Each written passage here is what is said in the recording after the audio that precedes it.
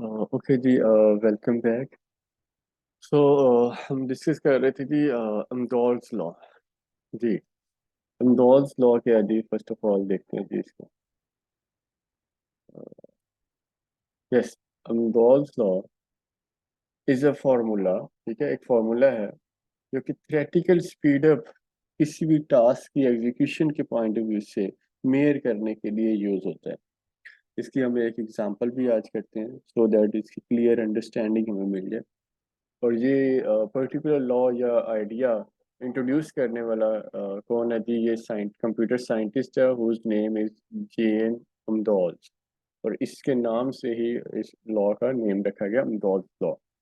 It was presented at this conference in 1967। 1967 में इसने ये प्रेजेंट किया था, कॉन्फ्रेंस में अपना लॉ प्रेजेंट किया जो कि एक्सेप्ट हो गया। लॉ था क्या? अच्छा, यूज किस लिए होता है? It is use often in parallel computing. Parallel computing में ये यूज होता है to predict the theoretical speed up when using multiple processor. जब हमारे पास डेफिनेटली पैरेलल कंप्यूटिंग में हमारे पास मल्टीपल प्रोसेसर्स होंगे।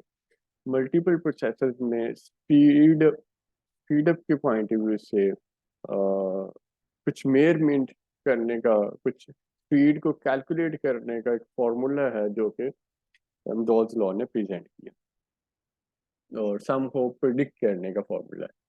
Use in parallel computing to predict the theoretical speed up when using multiple processors. जी, एक एग्जांपल के थ्रू इसको अंडरस्टैंड करते हैं।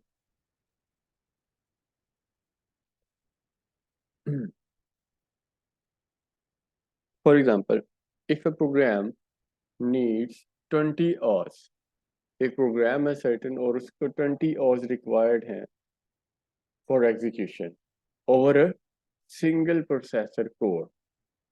आई होप कि आप लोगों को याद होगा, लास्ट लेक्चर में हमने ये डिस्कस किया था, जो हमारा फिजिकल सेशन हुआ था, कि लाइक सिंगल प्रोसेसर कोर, और प्रोसेसर मींस बट, और इवन दो उसमें प्रोसेसिंग यूनिट्स जो होते हैं, प्रोसेसिंग कोर्स के क्या मतलब है? Single processor with single core, और single processor with multi core, similarly multi processor with multi cores, right? तो ये हमने डिस्कस किया था। तो कह रहा है कि जी एक ही प्रोसेसर के ऊपर एक पर्टिकुलर प्रोग्राम उसके एग्जीक्यूट होने के लिए it needs 20 hours, and a particular part of the program which takes 1 hour. उसमें से उन 20 आवर्स में से एक सर्टेन पार्ट, एक सर्टेन पीस ऑफ प्रोग्राम है कि उसी प्रोग्राम का एक सब पार्ट है जो कि 1 hour to execute can not be paralyse.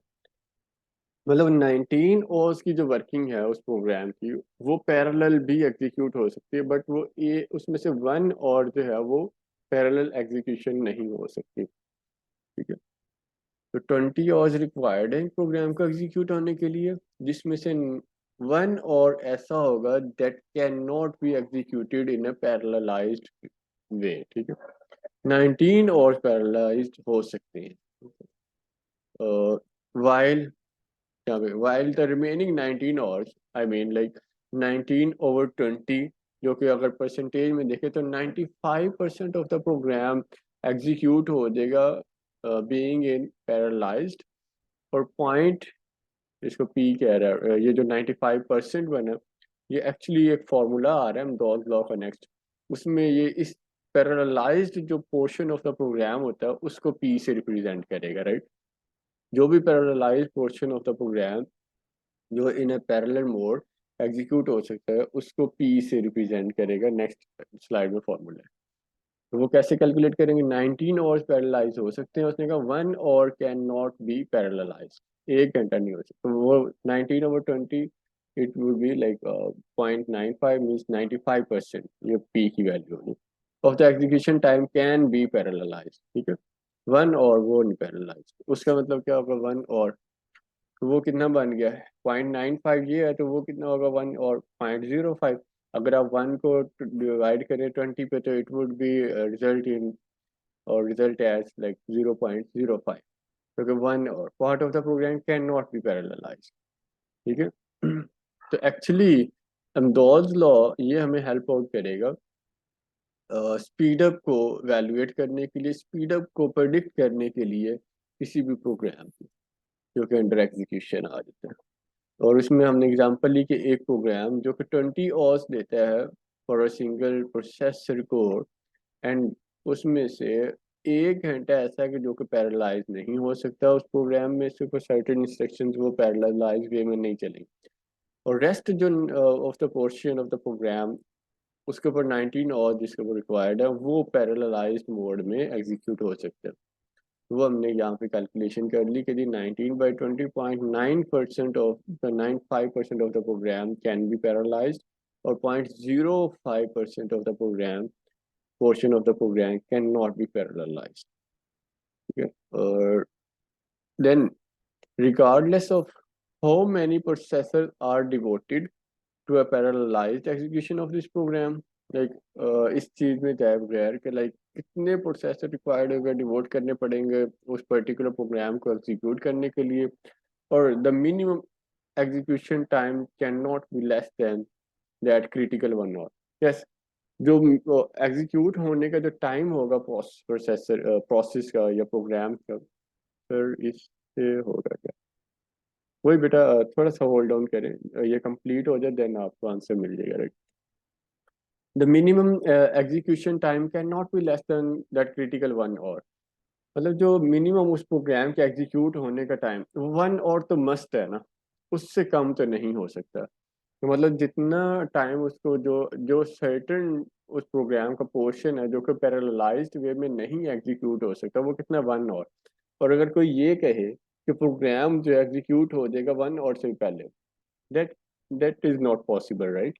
Like 1 और तो एक सर्टेन पोर्शन के ऊपर लगना है, बाकी हम कहते हैं फॉर एग्जांपल पैरेललाइज उसको चला भी लें तो हो सकता है उसी 1 और साथ ही पैरेलल वे में कुछ तो टाइम रिक्वायर्ड होगा ना उसके लिए भी, तो एटलीस्ट 1 और में तो अपनी एग्जीक्यूशन कंप्लीट नहीं करेगा वो सर्टेन प्रोग्राम। अभी इसका फॉर्मूला देखते हैं, फॉर्मूला कैसे करते हैं, like this, S latency that is represented as like S is equal 1/1 - P। ये P क्या है, वो वैल्यू जो कि पैरेलल में एग्जीक्यूट हो जाएगा। 20 आवर्स रिक्वायर्ड थे प्रोग्राम को एग्जीक्यूट होने के लिए, उसमें से उसने कहा कि 1 और जो है वो पैरेललाइज वे में एग्जीक्यूट नहीं होगा, particular program part of the program which takes 1 hour can not be parallelise, वो पैरेललाइज। तो हमने पी की वैल्यू यहाँ इस स्टेटमेंट से, इस क्वेश्चन स्टेटमेंट से गेट कर ली कि लाइक रिमेनिंग 19 आवर्स तो डेफिनेटली वो एग्जीक्यूट हो सकते हैं, और वो हम क्या कहते हैं कितना पार्ट पैरेललाइज एग्जीक्यूट हो सकता है उसको हम कर डिवाइड करेंगे, लाइक 19 और पैरेललाइज वर्किंग हो सकती है, ओवर 20 की है तो 0.95, और ये इसको हम कह रहे थे पी की वैल्यू है। पी क्या थी, execution time that can be parallelise, execution of the program that can be parallelise, वो पर्टिकुलर एग्जीक्यूशन टाइम की बात कर, तो पी यहाँ पे क्या जी, वो टाइम। तो ओवरऑल अगर देखा जाए हम कहते हैं कि जिससे जितना भी टाइम रिक्वायर्ड है, फॉर एग्जांपल 100 मिनट्स रिक्वायर्ड है, फॉर एग्जांपल 1 और रिक्वायर्ड है, फॉर जितना भी टाइम रिक्वायर्ड है उसको अगर हम कह लेते हैं हायर नंबर कंसीडर कर लेते हैं कि 1 यूनिट टाइम रिक्वायर्ड है, मैक्सिमम जो हो सकता है, 0 से अगर 100 में हम लाई करें, 0 से 99 और देन 1, तो मैक्सिमम जो टाइम लगना फॉर एग्जाम्पल वो 1 में से हम क्या कर रहे हैं माइनस कर रहे हैं पी को, वो जो पैरेलल एग्जीक्यूट हो जाएगा, तो रेस्ट क्या होगा, वो 0.05 ही बचेगा ना जो पैरेलल एग्जीक्यूट नहीं हो सकता, तो कम से कम वो टाइम 1 ओवर प्लस वो पैरेललाइज ओवर एस, इसके बाद अब एस क्या है, ये एस लेटेंसी, इसको हम देखते हैं, where S latency is the theoretical speed up of the execution of whole task.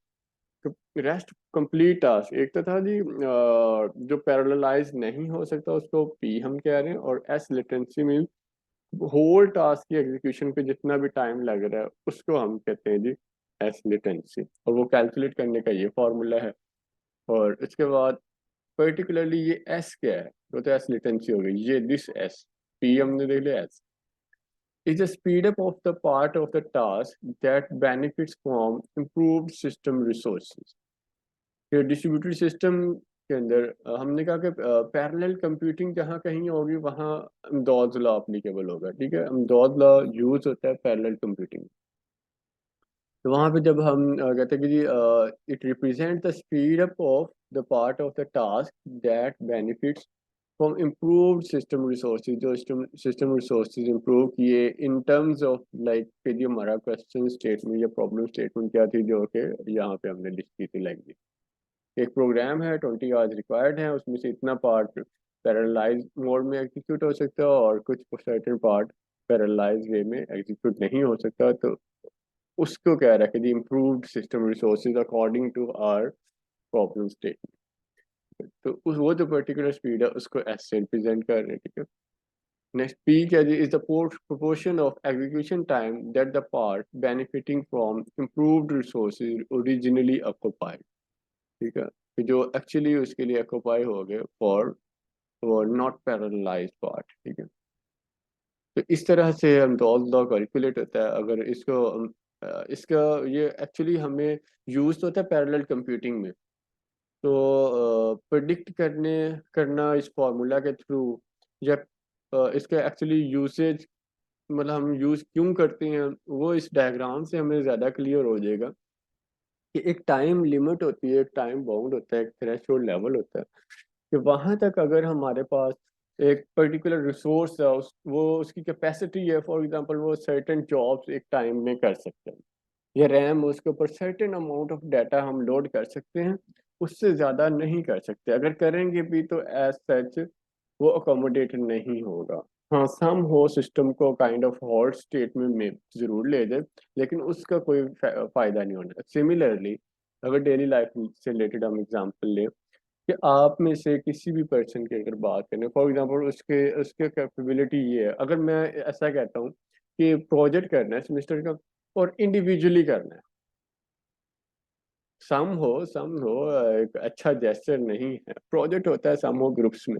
अगर मैं इंडिविजुअली दे दूँ, रिस्ट्रिक्ट कर देता हूँ, फोर्स कर, डेफिनेटली उसकी आउटकम कुछ सर्टेन पर्सपेक्टिव से ठीक भी होगी और बहुत सारे पर्सपेक्टिव ऐसे होंगे उसकी आउटकम सही नहीं होगी।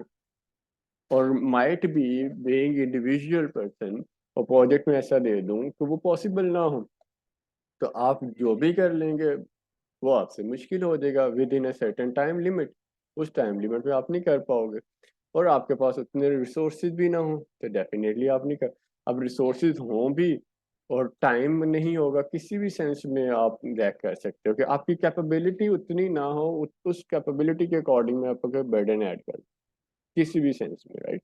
सिमिलरली हमारे जो सिस्टम रिसोर्सेज हैं, कंपोनेंट्स जो हैं इधर in the form of RAM, cache, register और ब्ला ब्ला, राइट। अब उनकी अगर कैपेसिटी एक लिमिटेड बाउंड तक है, इतने एमबी इतने केबीज तक डाटा अगर है तो वो प्रोसेसिंग करते रहेंगे। ये कोर है ना, कोर फॉर एग्जांपल एक ही है तो बर्डन उतना ही आएगा ना। दो कोर हैं, तीन कोर हैं, कंपटीशन उनकी पावर चेक कर ली जाएगी इतने। उससे अगर एक्सेसिव वे में जाते हैं तो वो पर्टिकुलरली कोई उसका बेनिफिट नहीं होगा। तो यहाँ ये ग्राफ जो है अमदाल लॉ का वो भी यही बता रहा है कि पैरेलल पोर्शन अगर फॉर एग्जांपल हम 50% रखते हैं, एक साइड वाई एक्सिस पे स्पीड को मेंशन कर रहा है, स्पीड अप, और एक्स एक्सिस पे बता रहा है नंबर ऑफ प्रोसेसर्स। इनिशियली जब नंबर ऑफ प्रोसेसर्स एक प्रोसेसर था तो स्पीड सम हो यहाँ पे लाई कर रही है 1 पे ही, 0 और 2 के दरमियान। और जैसे जैसे नंबर ऑफ प्रोसेसर इंक्रीज वैसे ये ब्लू लाइन की बात कर रहे हैं, नंबर ऑफ प्रोसेसर 2 हुए तो इसकी स्पीड में थोड़ा इंक्रीमेंट आ गया। देखो कंपटीशन पावर भी उधर इंक्रीज हो गई है। तो यहाँ पे अगेन नंबर ऑफ प्रोसेसर थोड़े और इंक्रीज हुए 4 तो उसकी स्पीड और बढ़ गई एंड सो ऑन। जब नंबर ऑफ प्रोसेसर 16 थे तब तक तो उसकी जो स्पीड पर्टिकुलर प्रोसेस के एग्जीक्यूट होने की वो ठीक थी, मतलब इंक्रीजिंग पावर में जा रहे। अब इसके बाद हम नंबर ऑफ प्रोसेसर जितने मर्जी बढ़ा, यहाँ पे भी शाम हो इंक्रीज हो रही है 32 तक, यहाँ पे आके मेरे स्टेबल हो रही है बल्कि यहीं पे ही हो रही है तकरीबन 16 तक।